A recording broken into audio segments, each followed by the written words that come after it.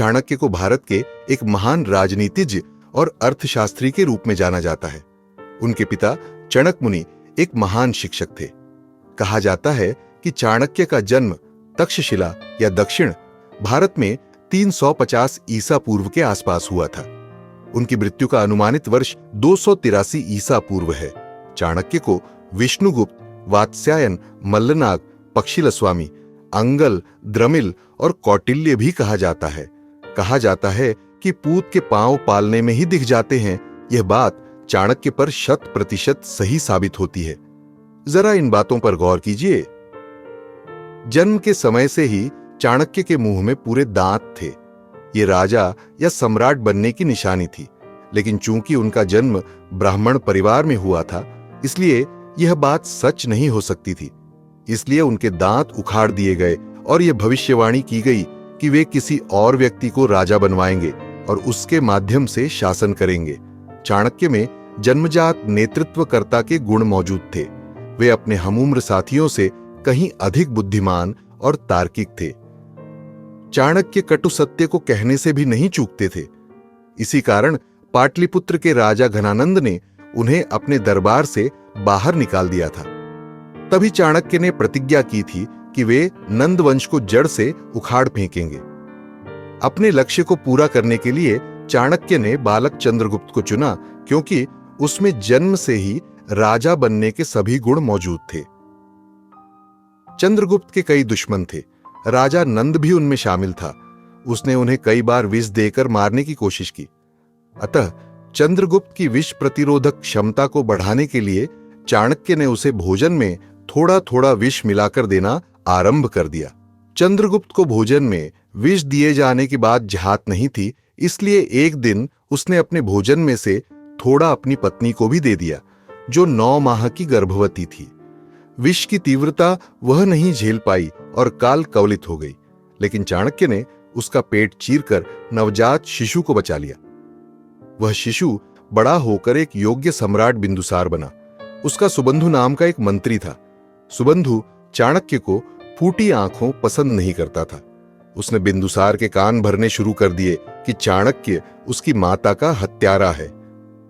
तथ्यों को जांचे परखे बगैर बिंदुसार चाणक्य के विरुद्ध खड़ा हो गया, लेकिन जब उसे सच्चाई झात हुई तो वह बहुत लज्जित हुआ और अपने दुर्व्यवहार के लिए चाणक्य से क्षमा मांगी। उसने सुबंधु से भी कहा कि जाकर चाणक्य से क्षमा मांगे। सुबंधु बड़ा कुटिल व्यक्ति था। चाणक्य से क्षमा मांगने का बहाना करते हुए उसने धोखे से उनकी हत्या कर दी। इस प्रकार राजनीतिक षड्यंत्र के चलते एक महान व्यक्ति के जीवन का अंत हो गया। चाणक्य के पिता चणक मुनि एक शिक्षक थे, इसलिए शिक्षा का महत्व वे अच्छी तरह से समझते थे। अपने पुत्र को उन्होंने अच्छी शिक्षा प्रदान की। कम उम्र में जब बच्चे बोलना भी ठीक से शुरू नहीं कर पाते हैं, चाणक्य ने वेद का अध्ययन आरंभ कर दिया था। अल्पकाल में ही वेदों में पारंगत होकर चाणक्य का झुकाव राजनीति की ओर हुआ। जल्दी ही वे राजनीति की बारीकियों को समझने लगे। वे समझ गए कि विरोधियों के खेमे में अपने आदमी कैसे शामिल किए जाते हैं और दुश्मनों की जासूसी कैसे की जाती है। इसके अलावा उन्होंने अर्थशास्त्र एवं हिंदू शास्त्रों का भी गहन अध्ययन किया और बाद में उन्होंने चाणक्य नीति, नीतिशास्त्र एवं अर्थशास्त्र जैसे महान कालजयी ग्रंथों की रचना की।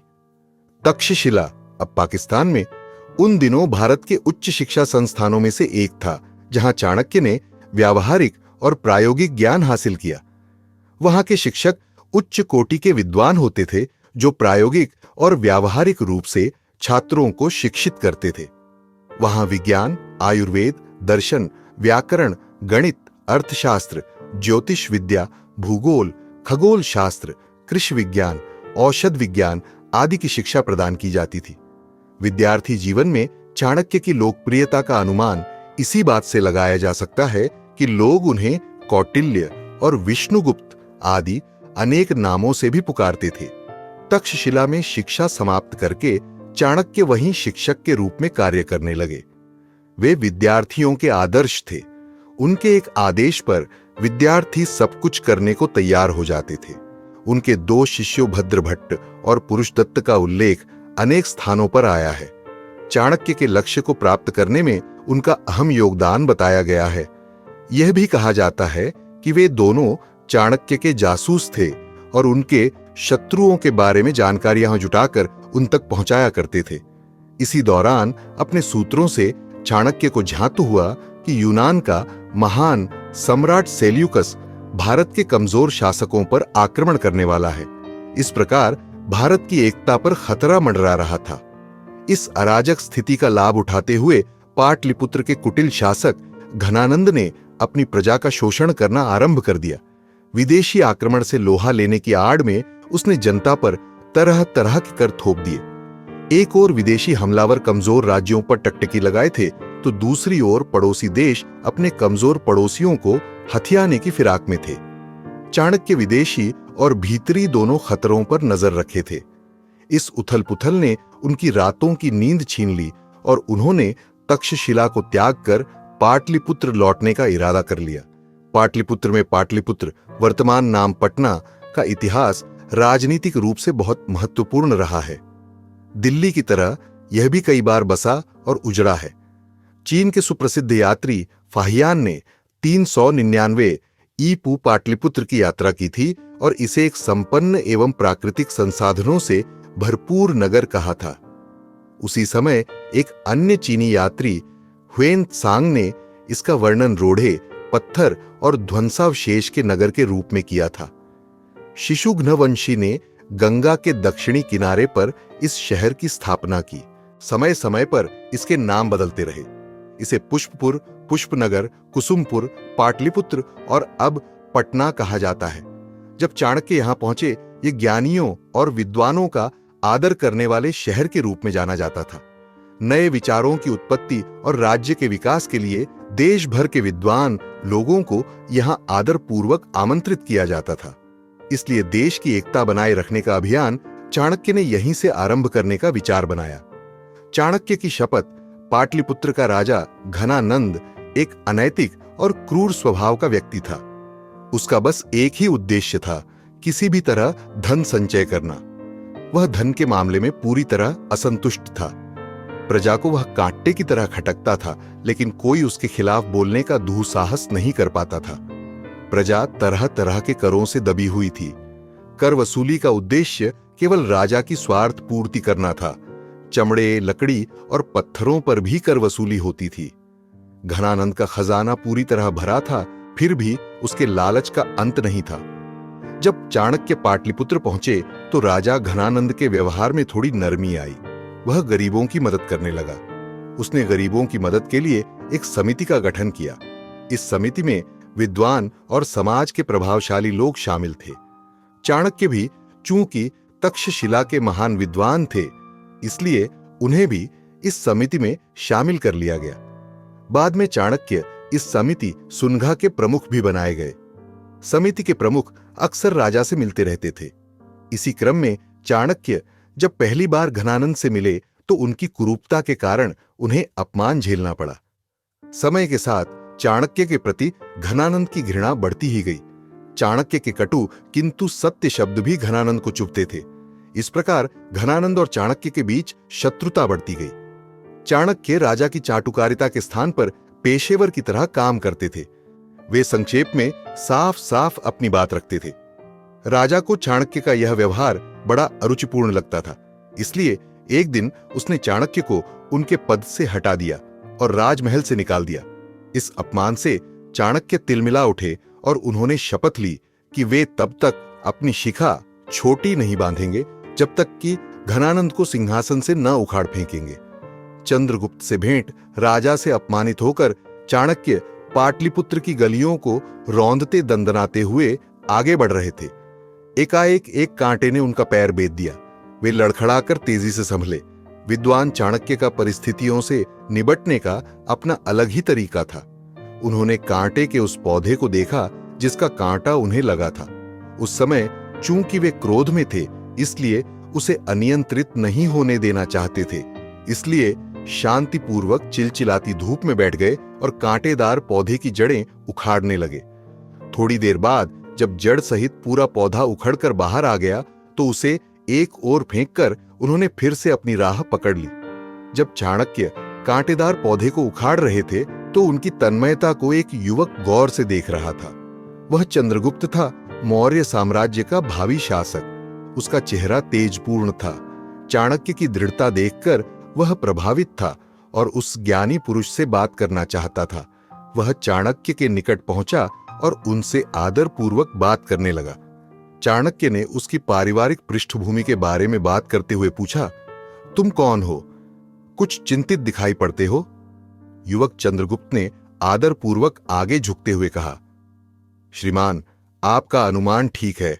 मैं बहुत मुसीबत में हूं, लेकिन अपनी परेशानी बताकर मैं आपको परेशान नहीं करना चाहता। चाणक्य ने उसे दिलासा देते हुए कहा, तुम निस्संकोच अपनी परेशानी मुझे बता सकते हो। यदि मेरे वश में हुआ तो मैं तुम्हारी सहायता अवश्य करूंगा। मैं राजा सर्वार्थ सिद्धि का पौत्र हूं। उनकी 2 पत्नियां थीं, सुनंदा देवी एवं मुरा देवी। सुनंदा के 9 पुत्र हुए जो नवनंद कहलाए। मुरा के एक पुत्र था जो मेरे पिता थे। नवनंदों ने बार बार मेरे पिता को जान से मारने की कोशिश की। हम 100 से अधिक भाई थे। ईर्ष्यावश नवनंद हम सभी की जान लेने पर तुले हुए थे। किसी तरह से मैं बचा रहा, पर मेरा पूरा जीवन बर्बाद हो गया है। मैं नंद से प्रतिशोध लेना चाहता हूं, जो इस समय देश पर शासन कर रहे हैं। दुश्मन का दुश्मन दोस्त। घाव खाए चाणक्य को नंद के विरुद्ध एक साथी मिल गया था। चंद्रगुप्त की कहानी सुनकर चाणक्य को गहरा धक्का लगा। भावना से भरकर उन्होंने प्रतिज्ञा की कि वे नंद वंश का नाश करके चंद्रगुप्त को उसकी सही जगह पाटलिपुत्र के राज सिंहासन पर आरूढ़ करने तक चैन से नहीं बैठेंगे। चाणक्य ने कहा, मैं तुम्हें राजपद तक पहुंचाऊंगा चंद्रगुप्त। उस दिन से चंद्रगुप्त और चाणक्य क्रूर व अत्याचारी नंद के कुशासन का अंत करने में जुट गए। चंद्रगुप्त के बारे में ठीक ठीक कहीं कुछ नहीं लिखा गया है। जन्म स्थान, पारिवारिक पृष्ठभूमि और उसके जीवन से जुड़ी अन्य जानकारियां उपलब्ध नहीं है। उसके माता पिता के बारे में अलग अलग ग्रंथों में अलग अलग बातें लिखी हुई हैं। वास्तव में उनका मौर्य समुदाय से संबद्ध था। इसी के बाद संभवतः उसे चंद्रगुप्त मौर्य नाम दिया गया और उसका राजवंश मौर्य वंश के नाम से जाना गया। कहा जाता है कि उसकी माता एक गांव के मुखिया की बेटी थी। उसके पिता पिपतवन नामक जंगली इलाके के राजा थे, जो एक युद्ध के दौरान मारे गए थे। चंद्रगुप्त अपनी माता के साथ पाटलिपुत्र आया था। चंद्रगुप्त में नेतृत्वकर्ता के जन्मजात गुण थे। बालकों में भी सब उसे अपना नेता मानते थे। बालकों के राजा के रूप में वह अपना दरबार लगाता था और न्याय करता था। साहस और सूझबूझ के गुण बचपन से ही उसमें दिखाई देने लगे थे। जब चाणक्य पाटलिपुत्र की गलियों से गुजर रहे थे तो उन्होंने एक सिंहासन नुमा ऊंची चट्टान पर चंद्रगुप्त को राजसी अंदाज में बैठे देखा था। उसके सामने बालकों का समूह फरियादी बनकर फरियाद कर रहा था। चंद्रगुप्त का प्रभावान मुखमंडल और बुद्धिमत्तापूर्ण संभाषण सुनकर चाणक्य बहुत प्रभावित हुए थे। 7-8 वर्ष तक चंद्रगुप्त ने शिक्षा ग्रहण की। उसके शिक्षकों का चयन स्वयं चाणक्य ने किया था। इसके बाद युद्ध कला और शासन दोनों में चंद्रगुप्त पारंगत हो गए। सिकंदर का आक्रमण इतने वर्षों के दौरान चंद्रगुप्त एवं चाणक्य की मैत्री खूब फली फूली थी और शत्रुओं का सामना करने के लिए उन्होंने एक बड़ी सेना संगठित कर ली थी। इस बीच चाणक्य और चंद्रगुप्त ने कई ऐतिहासिक घटनाएं देखीं। दशकों तक भारतीय उपमहाद्वीप पर सिकंदर एवं अन्य कई हमलावरों ने आक्रमण किए। कहा जाता है कि चंद्रगुप्त और सिकंदर का आमना सामना भी हुआ। चंद्रगुप्त के दुस्साहस और सख्त रवैये ने सिकंदर को रुष्ट कर दिया था। परिणाम स्वरूप सिकंदर ने चंद्रगुप्त को बंदी बना लिया। चाणक्य का प्रशिक्षण चूंकि पूरा हो चुका था, इसलिए चंद्रगुप्त के युद्ध कौशल को परखने के लिए उन्होंने उसे खुला छोड़ दिया था। सिकंदर की युद्ध नीति का चाणक्य ने गहन अध्ययन किया था। साथ ही वे भारतीय शासकों की कमजोरियों के प्रति भी सचेत थे। सीधा साधा ग्रामीण बालक चंद्रगुप्त अब एक मजबूत सेनानायक बन गया था। चंद्रगुप्त और उसकी सेना को चाणक्य के दिमाग और महान व्यक्तित्व से ताकत मिलती थी। उत्तरी भारत की स्वतंत्रता के उस युद्ध में जहां चंद्रगुप्त शरीर था तो उसका मस्तिष्क थे चाणक्य। अपने सेनानायकों की कमजोरी के चलते सिकंदर की ताकत भी घटने लगी थी। सिकंदर के रहते ही निकोसर नामक उसका एक वीर सेनानायक मारा गया। बाद में फिलिप नामक एक अन्य सेनानायक, जिसे दुर्जेय समझा जाता था, उसकी मौत ने सिकंदर को बुरी तरह तोड़कर रख दिया। बेबीलोन में सिकंदर की मृत्यु के बाद उसके सभी सेनानायक या तो मारे गए या खदेड़ दिए गए। 321 ईपू में सिकंदर के सैन्य अधिकारियों ने उसके साम्राज्य को आपस में बांट लिया। यह तय हुआ कि सिंधु के पूर्व में उनका शासनाधिकार समाप्त हुआ। इस प्रकार उन्होंने स्वयं स्वीकार कर लिया कि भारत के उस हिस्से पर अब उनका अधिकार नहीं रहा। नंद की पराजय, नंद पर आक्रमण से पहले चाणक्य ने एक सुदृढ़ रणनीति तैयार की। चाणक्य ने शुरू में आक्रमण की नीति को शहर के मध्य भाग पर आजमा कर देखा, लेकिन उन्हें बार बार पराजय का सामना करना पड़ा। अपनी रणनीति को बदलते हुए चंद्रगुप्त और चाणक्य ने इस बार मगध साम्राज्य की सीमाओं पर आक्रमण किया, लेकिन इस बार भी उन्हें निराशा हाथ लगी। चंद्रगुप्त और चाणक्य ने पिछली गलतियों से सबक लेकर रणनीति में परिवर्तन किया और निकटवर्ती राजा पर्वतक या पौरुष द्वितीय से मैत्री कर ली। अब पर्वतक, उसका भाई वैरोचक और पुत्र मलयकेतु अपनी सेनाओं के साथ उनकी सहायता के लिए आ गए। नंद राजा को एक बड़ी सेना का समर्थन प्राप्त था। उसके योग्य मंत्री अमात्य राक्षस का सहयोग भी उसके लिए किसी वरदान से कम नहीं था। अमात्य राक्षस एक योग्य और राजा का स्वामी भक्त मंत्री था। चाणक्य ने एक योजना तैयार करके नंद के खेमे में अपने जासूस छोड़ दिए। थोड़े ही समय के भीतर नंद की कमजोरियां उन पर जाहिर हो गईं। दूसरी ओर नंद और अमात्य राक्षस चाणक्य के हमले से बचने की योजना बनाने में जुटे थे। नंद और चंद्रगुप्त एवं चाणक्य के बीच हुए युद्ध का ब्यौरा उपलब्ध नहीं है, लेकिन वह निश्चय ही एक भीषण और भयावह युद्ध था। उसमें नंद मारा गया, उसके पुत्र और संबंधी भी मारे गए, अमात्य राक्षस भी असहाय हो गए। इस प्रकार चाणक्य ने नंद वंश को उखाड़ फेंका। चाणक्य की मूल भावना, चाणक्य का प्रतिशोधपूर्ण जीवन व्यक्तियों को प्रतिशोध लेने की भावना को प्रेरित करता है, लेकिन व्यक्तिगत प्रतिशोध चाणक्य का उद्देश्य नहीं था। वे चाहते थे कि राज्य सुरक्षित रहे, शासन सुचारू ढंग से चले और प्रजा सुख शांतिपूर्वक रहे। उन्होंने लोगों की संपन्नता सुनिश्चित करने के लिए दो तरीके अपनाए।